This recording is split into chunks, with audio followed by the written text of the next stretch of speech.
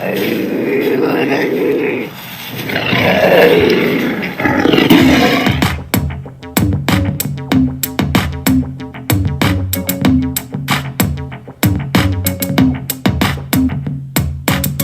blast off in my time machine.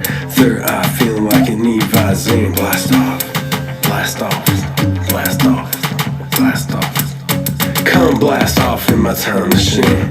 Third eye feeling like an Levi Zane. Blast off, blast off, blast off, blast off. Our history as humans seems pretty cut and dry if you do a quick browse through the most accepted educational works. Look a little closer, however, and all kinds of unwanted truths bubble to the surface of the educationally accepted narrative.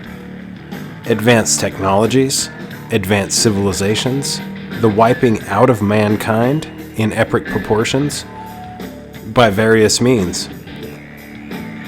Nobody knows this area of possibility better than our guest, James Keenan. James is guilty of providing one of the most amazing, I think, things available on YouTube, which is a presentation he did for a MUFON group in Phoenix. It's out there. Look it up. It's a very good presentation, and it goes into ancient civilizations and the not so often spoken of, but arguably, feasibly, possibly correct version of history that is overlooked. Let me tell you a little bit about James. He has a variety of books, among them Dark Shadows and Catastrophe. 10, 22, 2036 is another book. These are all available on Amazon. He also has one that is aimed more at the elementary school student. It's called The UFO and an Alien. And he has great books other than that, previous, that are not so much with the subject matter, but definitely check him out. Check out his online presence as well. He's on. And he also has a variety of things that he keeps up to date with his social media having to do with archaeology and anthropology. These are his areas of choice at UCSB. He studied biology at Ventura College, went to a variety of different locations to do lectures. He's an investigator of ancient civilizations, past catastrophes, and the paranormal in general. His bio goes on, but we'll get into his other works and his other books. But for now, we're going to just try to add some kind of direction of some sort to it and aim for the meat and potatoes. See how the accepted narrative of advanced technologies and advanced civilizations is totally overlooked by our most accepted educational theories, wiping out histories that mankind had in vast quantities. With the loss of Alexandria and other libraries, cultures have wiped the history of the people before them away. And this has gone on over and over again. So, without further ado, James Keenan, welcome to the Hero Paranormal Podcast. How are you? So sorry about the time. I don't know why I thought we were on the same time there. No problem. I saw on, when you'd asked me 10 or 11, right up there it says where you're located, and it shows you at Fort Duchesne. So I thought we were both on mountain time. Oh, gotcha. You know what I do like about Arizona is you never do change the time, right? Is that correct where you're at? Exactly. Yeah, we're half the time Pacific, the other half's in mountain. Oh, that is awesome. So I'm so excited to talk about this and how our history as humans seems pretty cut and dry if you accept like the most accepted educational narratives, but looking a little deeper, there's all kinds of unwanted truths that kind of bubble to the surface and of the educationally accepted narrative and advanced technologies, advanced civilizations, the wiping out of mankind. How did you, I kind of went into, in the bio, I kind of went into detail about you, but what got you interested in this, and what was how did this first, what first got you interested in this possible history that is more likely than the mainstream is willing to accept at the moment? Yeah, sure. Basically when I was, for a long time, I just, didn't think the historical data was correct. And when I was getting my degrees, they were in anthropology and archaeology. And, when you look at everything that they're telling you as you're having each class, it seemed to me that they were just peddling exactly what they were taught, and then their professor was taught the same thing. And it seemed like really old data, because when you look at the explanation, they had a 19th century explanation to everything. And as technology advances and you look at certain things, it's recognizable now because we have the same stuff. And when I was out doing an excavation in eastern Mexico, the location I was at was a Mayan location on the island of Cozumel. And where I was working, I stopped at the stratigraphic layer I was told to stop at because it was the virgin specific location where the site had supposedly originated, 700 or 800 years earlier. And the night before, it rained a lot, and there was an area that was really muddy. And so I kind of went over there and I dug as quick as I could without anybody watching. And I went about a meter further down. And as I was doing this and I was sifting through all the mud, I found an artifact. It was a face, an anthropomorphic face, probably about 1 3/4 inches by 3/4 of an inch. And absolutely not supposed to be there because, going down a meter is almost, in that location, was probably going anywhere between 800 to 1,500 years back. And there was no way for it to be a runoff artifact because there would have been other items there with it and the sand wouldn't have matched. And so suddenly I was like, well, this is out of place. It's impossible. It shouldn't have been that way. And then what the artifact looked like, they tell you it's anthropomorphic, but I mean, boy, it looks almost like, I always hate to say this, not our species, not our race, probably something that was here before. A lot of people always try to corner me and say, so you think it was alien, UFO.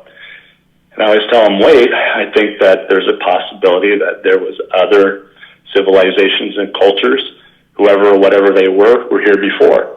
And that artifact got me, as soon as I had my degrees, I started going to Mexico, to new locations and sites like Chilocan, where they were told there's not supposed to be anything on the West Coast. There's no West Coast civilizations as advanced as the Maya or the Olmec.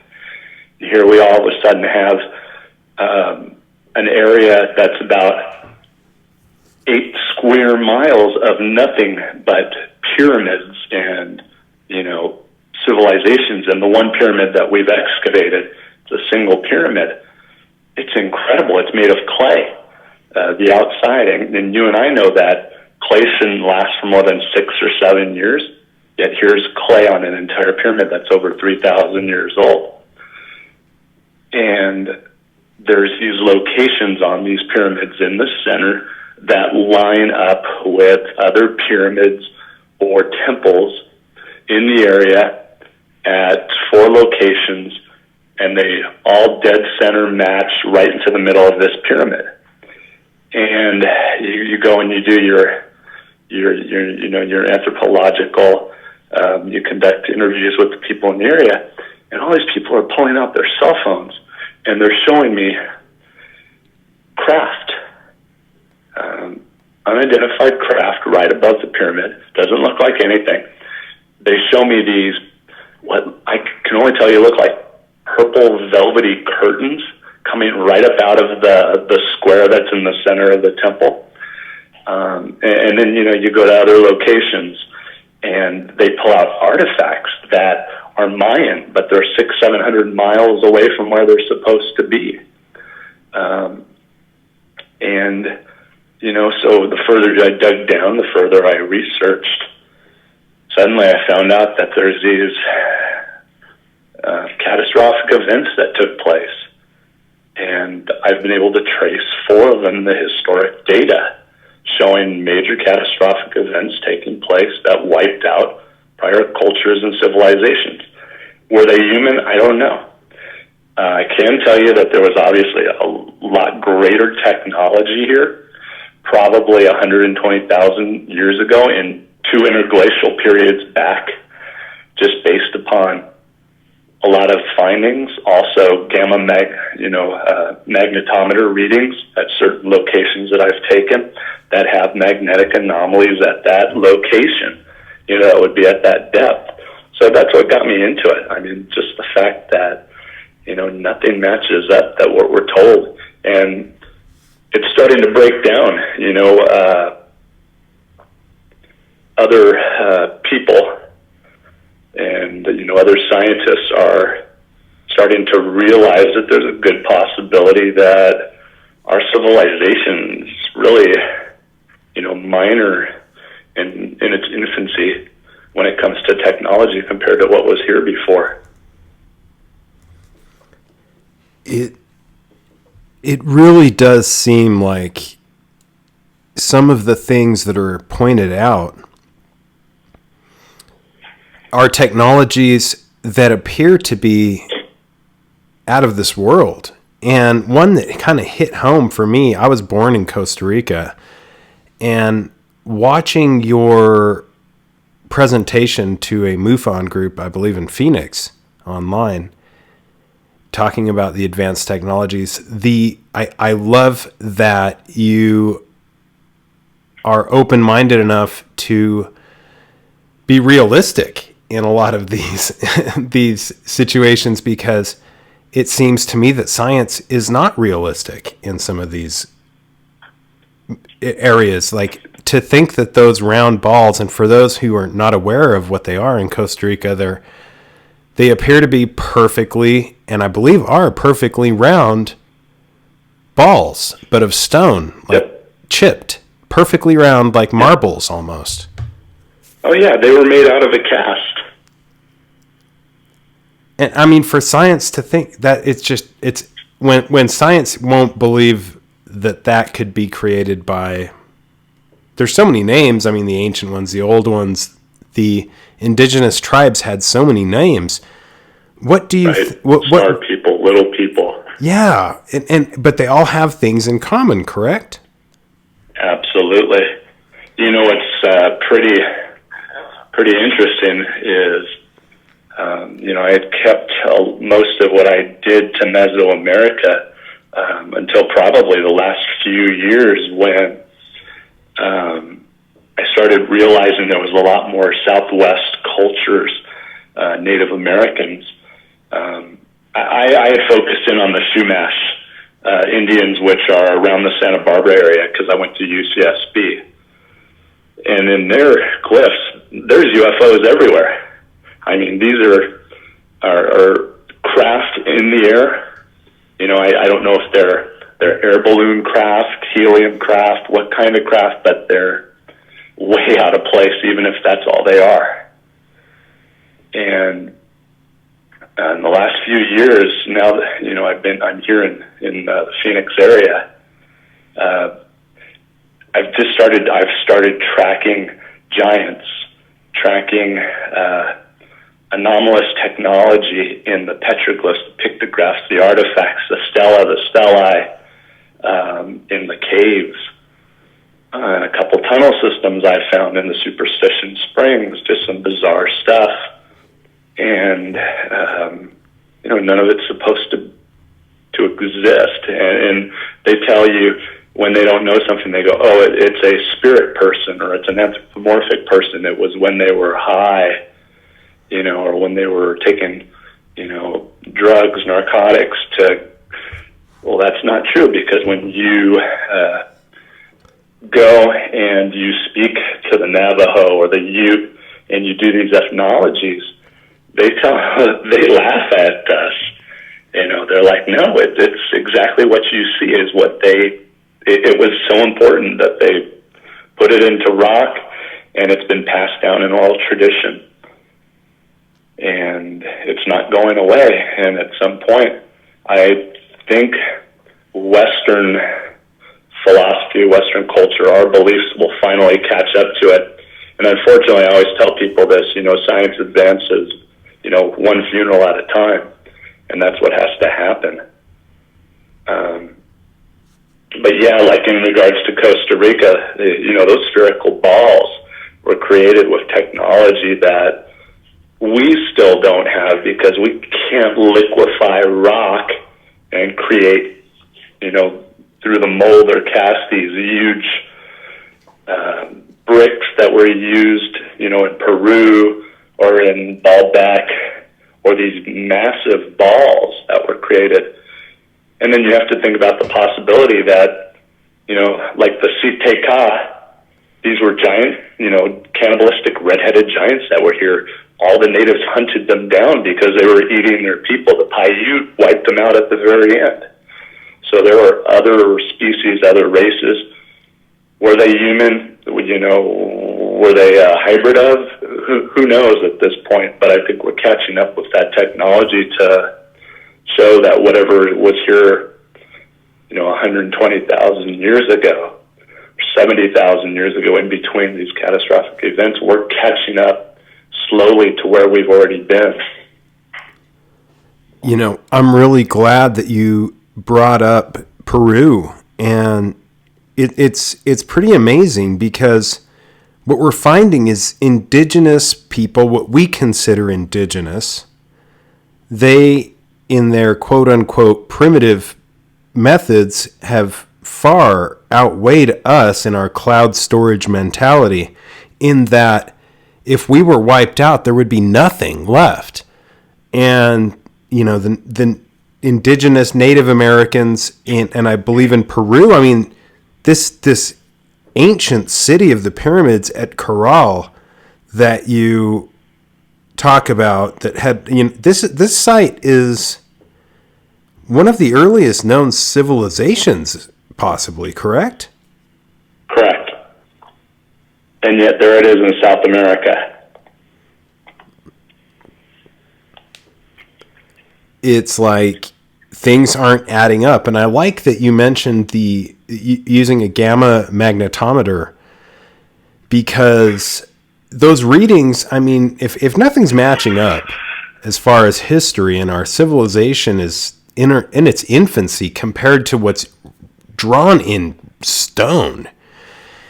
And I think that these primitive methods, quote unquote, are not that primitive. It's probably not a bad idea, because they're the only thing that seems to have stood the test of time. And you look at all the great libraries, the Library of Alexandria, and you mentioned so many other libraries that were just destroyed, and our history was literally wiped from the face of the earth.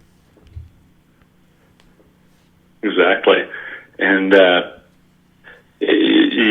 it's interesting, too, in regards to, people always ask me, well, what do you think about the pyramids? What do you think about the Great Pyramid at Giza? And I tell them it's just a copy of a copy of a copy.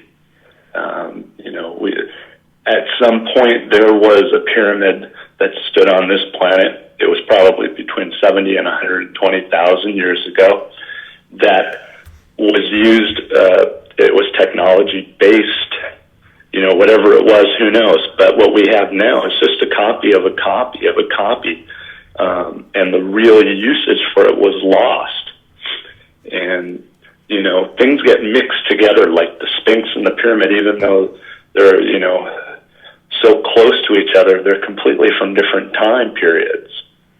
And unfortunately, in older anthropological times, you know, in Western culture, meaning, you know, late 1700s, early mid 1800s, when it started picking up, they didn't know any better. They didn't have technology available to date things as we do today, so they made mistakes. And, you know, you and I know after 100 years of telling the same lie, it becomes truth.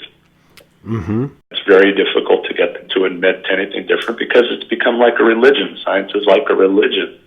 And people don't want to be told they're wrong because that ruins all the papers that they wrote. And unfortunately, it makes the change of it take, you know, a lot longer period, you know, for that paradigm switch to take place. So this sounds so similar to, you know, people not wanting to be wrong, not wanting to rewrite history, and it's almost like not wanting to change.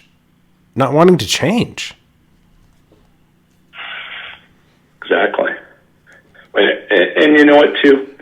There's a lot of fear involved, too, because if massive catastrophic events have taken place and we have no way of stopping or changing it, it causes a lot of fear. So it's better to kind of, you know, shove your head in the sand and pretend that that never existed, because it gives everybody, you know, in our society, in our culture, a better, you know, a feeling that they're safer. And when you think about it, what can we do? There really wouldn't be anything we could do at that type of level of catastrophic event. We don't have any control over it. So, you know, for the governments and things of that nature, if they were to come out and do that, it would cause panic, and people go, no, it wouldn't. We'd be able to accept it. No, not really. Not with the way religion is set up. I don't think they'd be able to do that.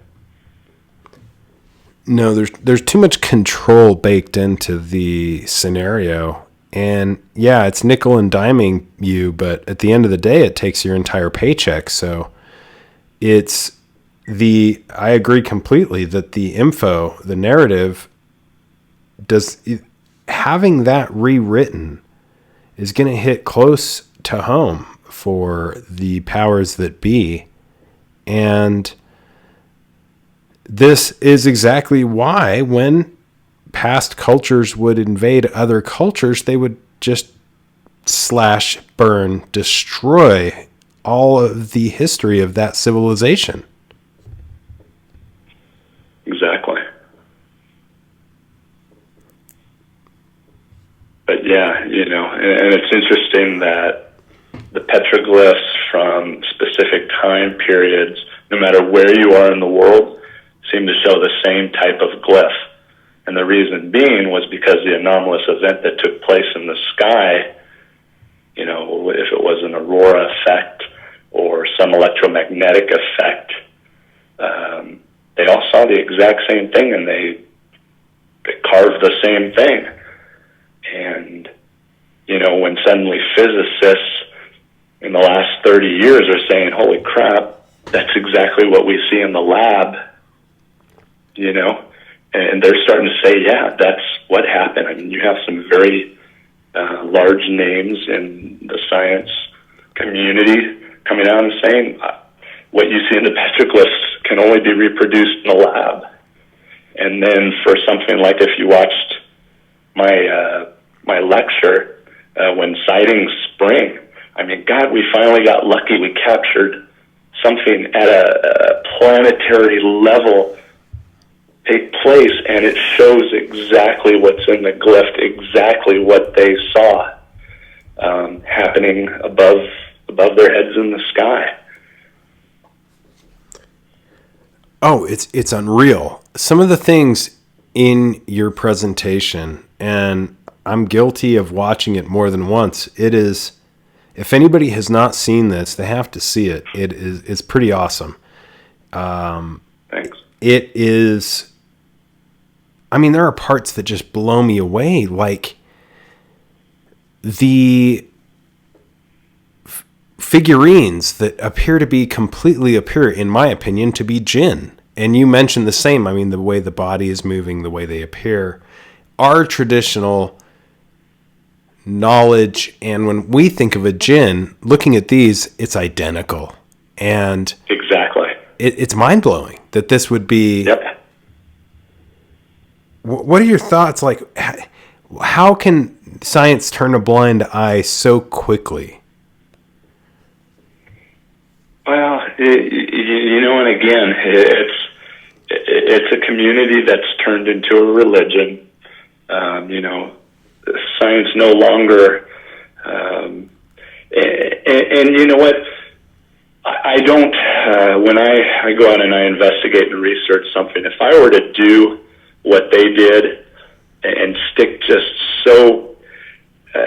Put my blinders on and just look down a straight path and not look and use my peripheral, I wouldn't find these things or piece, two and two together.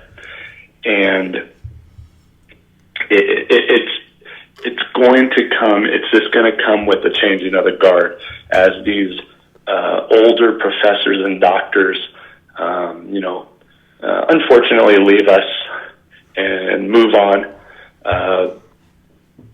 More open minds are here, and the change is going to take place. And people have to realize, too, that with these catastrophic events that happen, they changed the carbon that was in the atmosphere. So carbon-14 dating, unfortunately, it's the best we have, but it's not completely accurate. And the carbon was changed at such a planetary level that down the road they're going to find something better. And, in 100 years they're going to laugh at us for having used that and say, my gosh, that was so archaic of a process, But, for now we have to use what we have, and it's better than what we had 100 years ago. We laugh at them, for what they used 100 years ago. But it's just going to be a matter of changing of the guard and trying to go back to science being science, something, remembering that it's an open-minded hypothesis or thesis that, would become, the mainstream until it's proven wrong again. But that people have to realize even something scientifically proven eventually can change. And we as the public right now, we're not taught that that's how science works. We're being told, by the media that it's set in stone. And we're under that false pretense that what they say is the fact and it can't be any other way. But it'll change. Just, to answer your question, it's just going to be a matter of time. And that's the most interesting thing is these formations, and I've seen them here. I live in Las Vegas, and we know that we had a little time discrepancy, and which is ridiculous, but we're right next to each other. You're in Arizona, and there's a ton of petroglyphs in your area that don't fit. I recently included a petroglyph within walking distance of where I live that doesn't fit into anything. It has all the tendencies of multiple times, shamanistic, shapeshifters, Christianity, pre-Christianity, all written at the same time. And these are a mess. I've sent them to people and they don't even want to deal with it.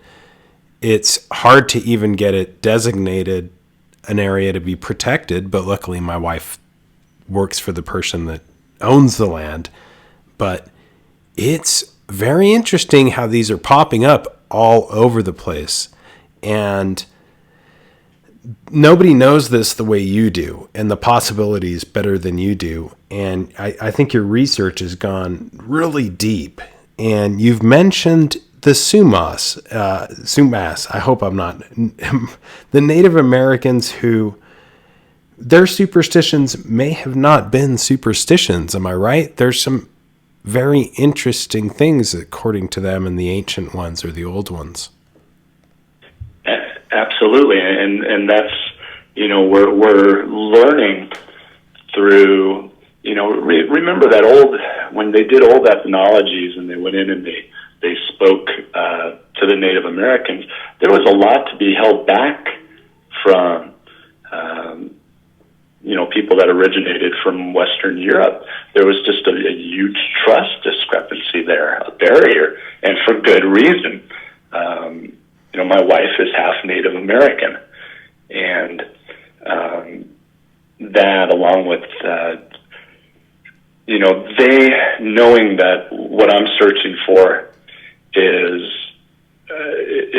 a fact-based mission, more for me to come to an understanding of the realities of what has happened. And they're more open now, being Native Americans, to point us in the right direction as to what their history was. And like you said, you give these petroglyphs to, experts that they'll call themselves because they have a doctorate's degree in anthropology or archaeology. They don't want to touch it because they're afraid of its possibilities. However, you go to the anthropologists or the archaeologists that have gotten their degrees from universities in Mexico or here in the Southwest, and you have Native Americans now holding doctorate's degrees in anthropology and archaeology. They understand both sides. They understand the Native American side. They understand the Western European cultural aspect of it. And if you talk to the right people, you start getting the right information. You start piecing what they've been able to pass down in oral tradition. And you and I know that, after hundreds of years of oral tradition, things get mixed up a bit, or changed, or the main meaning may be lost. But along with diehard physical evidence, that's the artifacts or the petroglyphs or the glyphs, hieroglyphs, whatever they are, you're starting to put the full picture together. And you're starting to see other cultures, other civilizations, possibly other races or species that were here. They may still be here. Who knows? You're seeing, though, this use of technology at certain locations in the world. And luckily, I'm here in the Southwest, the desert Southwest, and around the 40-degree parallel. My research is starting to pull me to those locations that it looks like a lot of this may have started at a planetary level around the 40th parallel, and devices could have been in use that allowed for cultures to move about the planet more. And you have to kind of look, and I always tell people, they ask me, well, everything you present looks like it has this possibility. How can that be? And I tell them, well, think about when I'm out in the field. For the one thing I present to you in a PowerPoint, on a slide, for every one slide that I've located, I've looked at 50 to 150, 200 other petroglyphs that when I look at it, I know exactly what it is. It's a deer, or it's a lizard, or it's a snake. I know that's what it is. It's these 1 in 100 or 1 in 200 that I'm presenting to you. So, the 100 that I have in a presentation took, 1,000, 2,000 petroglyphs to go through, and to locate, to make sure that they're, probably around the same period that they were created. They're pointing or located in the same direction, facing the same part of, the sky, or that they would line up and have been available for people 80 to 100 miles in the same direction to have seen the same thing. There takes a lot that goes into each presentation slide. And so, yeah, I always tell people, you look at they put a petroglyph of a cow. They carved a cow in there. Well, obviously they saw a cow. So when they're carving these anthropomorphic creatures, give it the opportunity to think that maybe what they carved, they saw that as well, or they saw these large symbols in the sky, like the changing of the world symbol, or the plasma tree, or the universal stickman, that some electromagnetic anomaly was being created outside of the planet's atmosphere due to something taking place that many people saw at the same time. So it's just a level of changing people's perception on allowing an individual to look at something and agree that maybe what you're looking at really was what they saw and decided that they wanted to capture for time and eternity, or, at that point, what they thought would be the best subject matter to be put down on the best format that they had, which you and I know is rock. And using the rock may be, in a way, maybe no mention of meditative states or what they may have been doing, but some of these rocks that they carve things on, and not only that, but what the rocks are made of. There is in your presentation one particular rock, or I'm sorry, more like a ceramic, that was hung on a wall, reverse, so what was actually carved into the rock was toward the wall. And I mean, it looks, just in my opinion, and this is just my opinion, it looks just like some kind of reptilian space alien, or a gray of some sort. It's got these features, and this presentation that you did has some pretty advanced, pretty amazing, various actual artifacts. So this area of possibility isn't just conjecture anymore. This oral tradition, this quote-unquote magic that's been passed along, plus we've actually found things that don't fit. And people don't want to... Is it more the fact that there's kind of a self-promotion thing? I'm guessing that's got to be it. At some point level, this is perfectly explained in some kind of public relations meeting somewhere at a high level, and declassified 100 years from now. And there's no mention of a lot of things historically, yet we seem to be drawn in, especially when I've noticed this, whenever this is brought up, these areas are usually very hostile areas, war areas, wherever this type of thing has taken place in the past anyway. Peru is, I think, the only place that seems to be very conducive to these states without as much that we know of war. But there's a lot of these places all over the world, correct? Yeah, they're everywhere, absolutely. And, like you said, they're hotbeds for, past and present, more than likely future wars. And that's an interesting, topic in and of itself, is, not just location, but there has to be some other underlying point to these areas, for this history to have taken effect and been so, predominant of a location for growth of large amounts of humans or other. And you're absolutely right. It's around the world, and we've been taught that the push of our civilization and our culture was very slow, and that it came from just one specific area and moved out from there.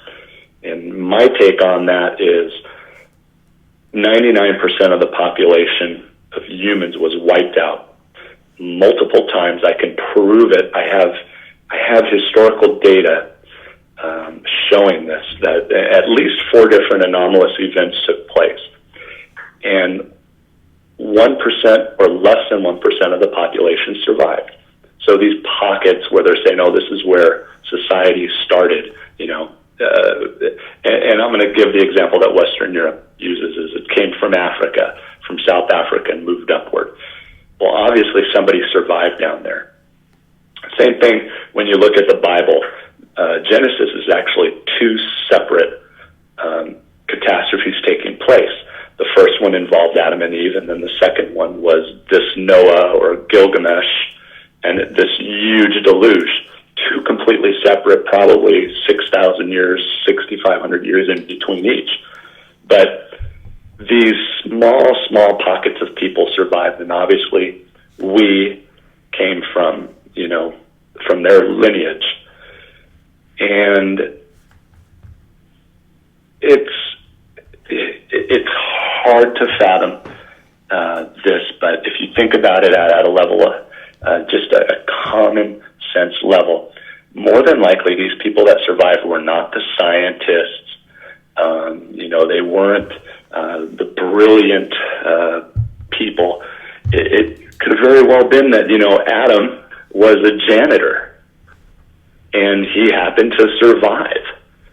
And so we were thrown back into a dark age over and over again. And every time we lose more historical data and what few texts, scrolls, codices remain are lost, not just due to the catastrophe, but also because mankind is so evil towards one another, and that the winner writes history, and the winner also happens to destroy a lot of the loser's history, which happened here in Mesoamerica. Landry came in with the church and wiped out most of the Mesoamericans' documents, their codices, their books, their scrolls. So now we're left with next to nothing about ancient history. It's so true with our conspiracy-minded, a lot of the conspiracy-minded listeners. They, I think, can understand that whole winner rewriting history being a possibility. And I think part of the catastrophe is the mainstream does not. Nobody looks at that, knows that this could be a possibility, or even appreciates what you've shared and what you've looked into. I mean, the historical data that you've looked into, that is, less than 1% of the population surviving. We hear this number thrown around a lot, the 1%. Yet it is the 1% who are building bunkers, whether you call them stupid or smart or whatever they are. There is, and it's not always about, when it comes to that prepping mentality, like you said, wealth.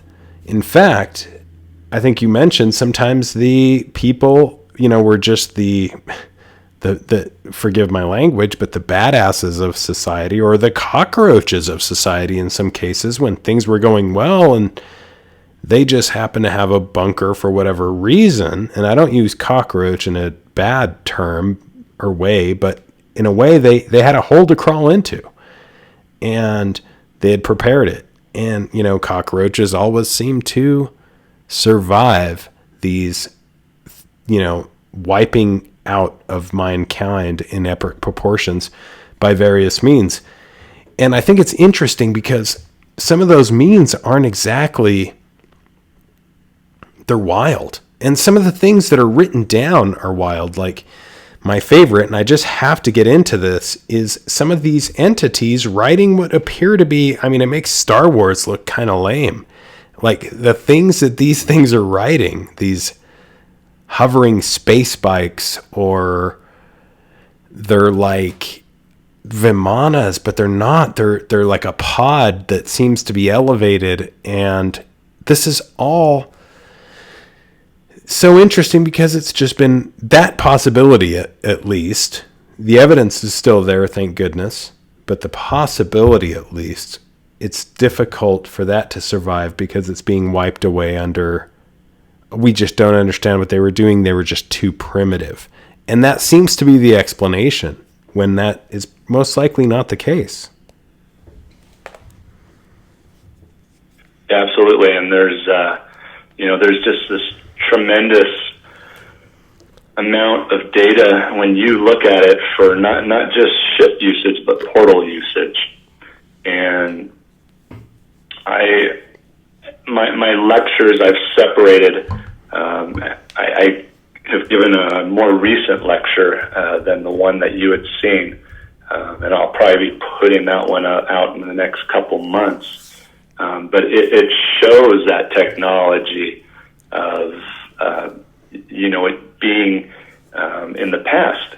And remember too that they could have had this technology even at a much earlier time, and these stories were being passed down in oral tradition, and eventually somebody that said, hey,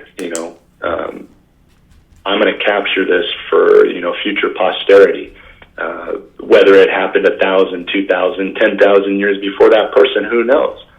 And we know that, and we're learning more that all these fairy tales and all these myths are based, there's some actual true fact in them.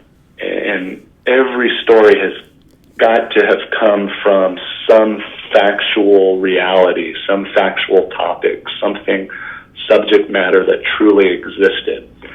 And sure enough, I always tell people, the glyphs, like the changing of the world symbol or the plasma tree or the universal stickman, they started off with meaning of a catastrophic event, a disaster that took place. And over time, they could have turned into being used as, symbols on a blanket or to make art for a home. We do it today, if you look and not use an ethnocentric, viewpoint, and you look at what we do today, things started out having true fact and meaning behind it, and now we use those symbols or whatever for daily life, daily routine. But everything can be traced back to something factual, and it's just a matter of breaking through the barriers and finding what that origin or that origination point was. I couldn't agree more. There is so much of that going on, and it is like the Taco Bell commercial where they use the all-seeing eye, the formation of a pyramid, and it's in a joking manner and kind of like a wink-wink, nudge-nudge. And there's nothing to it, yet that they're selling more tacos. And it's so crazy because, like you said, I think science has become a religion, and we'll have to get into that another time. James, where can our listeners, how can they keep up with what you're doing? Where can our listeners buy your books, which I only mentioned a few of them because you have so many. Some of your older ones seem really interesting as well. I haven't had a chance to read them, but where can we keep up with you and support you in what you're doing?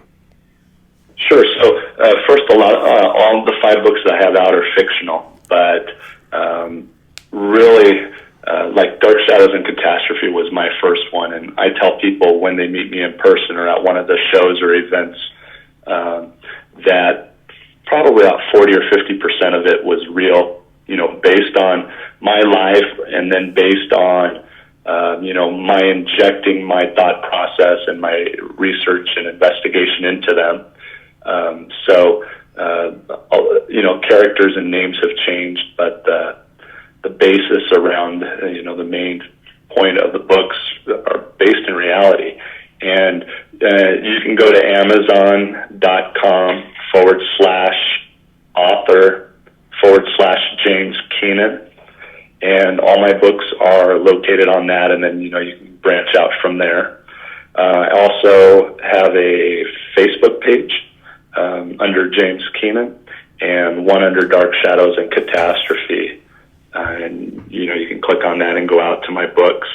I have a YouTube page also, and I just recently decided to start putting my lectures up. So my very first lecture is there, which is Ancient Anomalies Pointing Towards Past Worldwide Catastrophic Events.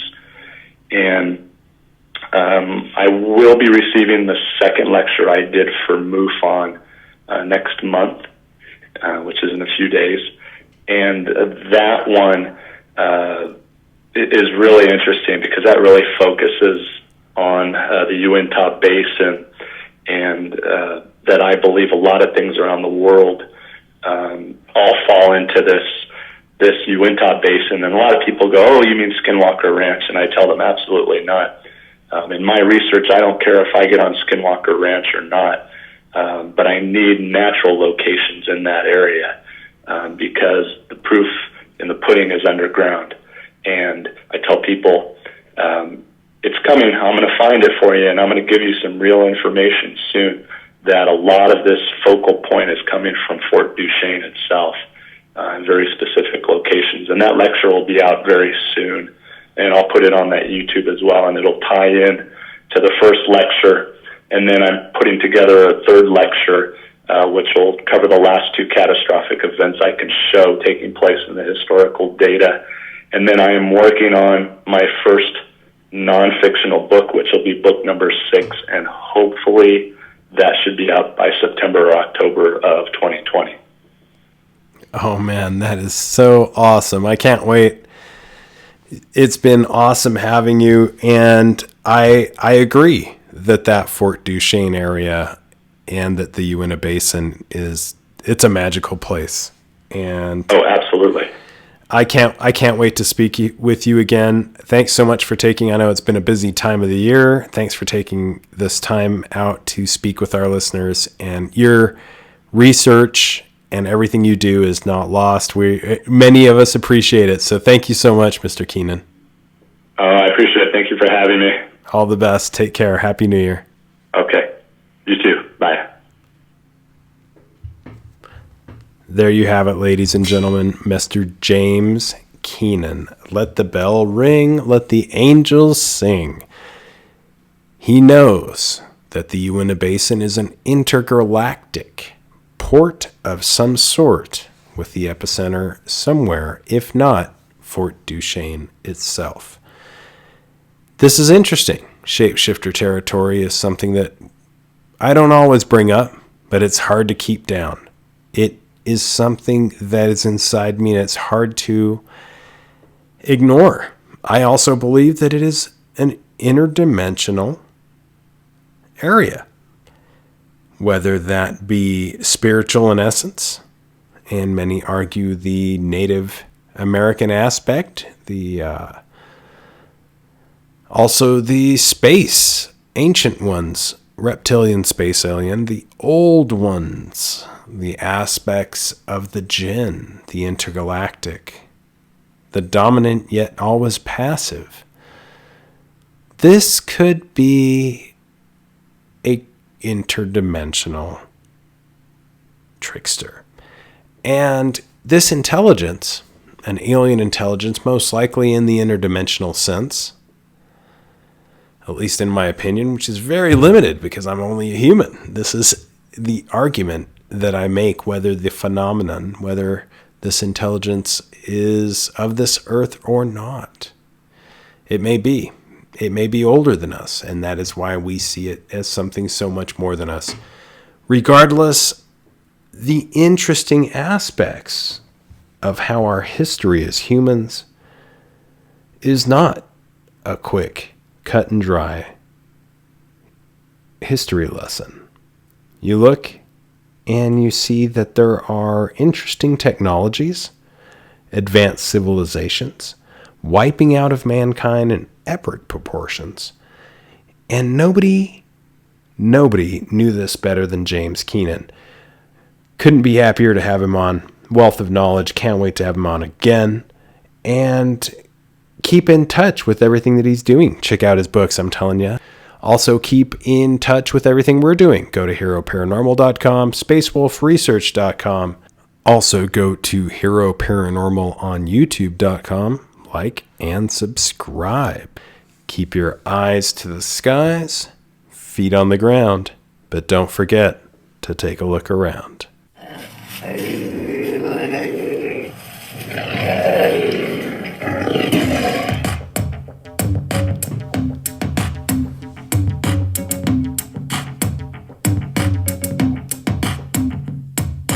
Come blast off in my time machine. Third eye feeling like an Visine. Blast off, blast off, blast off, blast off. Come blast off in my time machine. Third eye feeling like an Visine. Blast